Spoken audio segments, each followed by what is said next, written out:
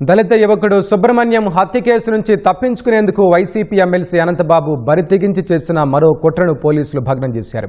అబద్ధపు సాక్ష్యం చెప్పాలంటూ సాక్షులకు డబ్బులు ఎరవేసి లొంగ తీసుకునేందుకు పన్నాగం పన్నారు. ఆ గుట్టును రట్టు చేసిన పోలీసులు అనంతబాబుతో పాటు మరికొందరిపై కేసు నమోదు చేశారు. పోలీసులు తన వద్దకు వస్తున్నారని తెలుసుకున్న అనంతబాబు వారికి దొరకకుండా పరారయ్యారు.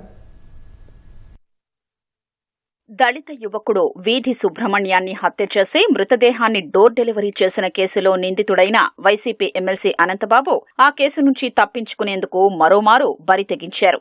కేసు విచారణ కీలక దశకు చేరుకోవడం, ఈ నెల 24, 25 తేదీల్లో అభియోగాలు నమోదు చేయాల్సి ఉన్న తరుణంలో సాక్షుల్ని లొంగ తీసుకునేందుకు ప్రయత్నించి అడ్డంగా బుక్కయ్యారు. కోర్టులో అబద్ధపు సాక్ష్యం చెప్పాలంటూ 4 సాక్షులకు తన అనుచరులైన వైసీపీ నేతల ద్వారా డబ్బు ఎరవేశారు. కొంత అడ్వాన్స్ కూడా చెల్లించారు. కోర్టులో ప్రొసీడింగ్స్ పూర్తయ్యాక మిగతా సొమ్ము చెల్లిస్తామంటూ ఆశ చూపారు. ఈ విషయం బయటపెడితే చంపేస్తామని, మృతదేహాల్ని కూడా కనిపించకుండా చేస్తామని బెదిరించారు. సోమవారం రాత్రి 11 గంటల సమయంలో జరిగిన ఈ బేరసారాల గుట్టును పోలీసులు రట్టు చేశారు. అనంతబాబుతో పాటు సాక్షుల్ని లొంగ తీసుకునే ప్రయత్నం చేసిన మరికొందరిపైన మంగళవారం కేసు నమోదు చేశారు. ఈ వ్యవహారంలో కీలక పాత్రధారైన అనంతబాబు అనుచరుడు మాగంటి రాంబాబును అరెస్టు చేశారు. అనంతబాబును అరెస్టు చేయడానికి మంగళవారం రాత్రి కాకినాడలోని ఆయన నివాసం వద్దకు చేరుకున్నారు. అనంతబాబు అప్పటికే పరారయ్యారు. సుబ్రహ్మణ్యం హత్య కేసులో అరవ దుర్గా శివప్రసాద్, అరవ మణికంఠ, శబలం పవన్ కుమార్, ముమ్మిడి వెంకటేష్ కీలక సాక్షులుగా ఉన్నారు. వీరు దర్యాప్తు అధికారుల వద్ద న్యాయస్థానంలో వాంగ్మూలాలిచ్చారు. వాటిని కోర్టు పరిగణలోకి తీసుకుంటే ఈ కేసులో నిందితులుగా ఉన్న తనకు, తన భార్య అనంతలక్ష్మి దుర్గకు శిక్ష తప్పదనే ఉద్దేశంతో అనంతబాబు ఈ 4 సాక్షుల్ని డబ్బులు ఎర్రచూపి లొంగదీసుకోవాలనుకున్నారు. ఈ కుట్ర అమలు బాధ్యతను తన ప్రధాన అనుచరులైన వైసీపీ బీసీసీఎల్ రాష్ట్ర కార్యదర్శి కడియాల చిన్నబాబు, అతని కుమారుడు కడియాల సతీష్తో పాటు మాగంటి రాంబాబుకు అప్పగించారు. వారు 4 సాక్షుల్ని వేర్వేరుగా కాకినాడ జేఎన్టీయూ వెనుక ఉన్న సిద్ధార్థనగర్లోని సమీరా అపార్ట్మెంట్స్లోని ఓ ఫ్లాట్కు తీసుకెళ్లి నిర్బంధించారు.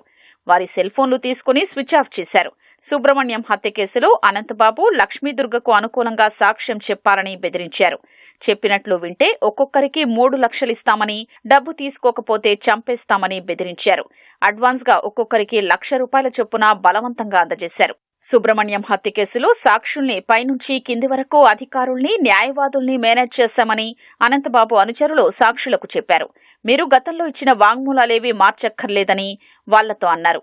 కోర్టులో సాక్ష్యం చెప్పేటప్పుడు డిఫెన్స్ న్యాయవాదులు చెప్పినట్లు చేస్తే చాలన్నారు. వారు చెప్పమన్న అదనపు వివరాలన్నీ జోడిస్తే చాలంటూ ప్రలోభపెట్టారు.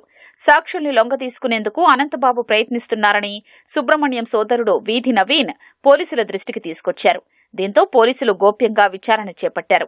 సమీరా అపార్ట్మెంట్స్ కు వెళ్లిన 4 సాక్షుల్ని విచారించగా వారు జరిగిందంతా పోలీసులకు చెప్పారు. అనంతబాబు, అతని అనుచరుల వల్ల తమకు ప్రాణహాని ఉందని ఫిర్యాదు చేశారు. అడ్వాన్స్ గా తీసుకున్న డబ్బును పోలీసులకు అప్పగించారు.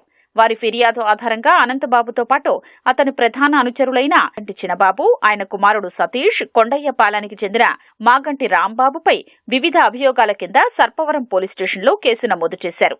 మంగళవారం రాత్రి 7 గంటల సమయంలో SB DSP Satyanarayana, Sarpavaram CI Ravikumar, 20 మందికి పైగా పోలీసులు భానుగుడి సమీపంలోని శంకర్ అపార్ట్మెంట్స్ కు వెళ్లి అనంతబాబు కోసం గాలించారు.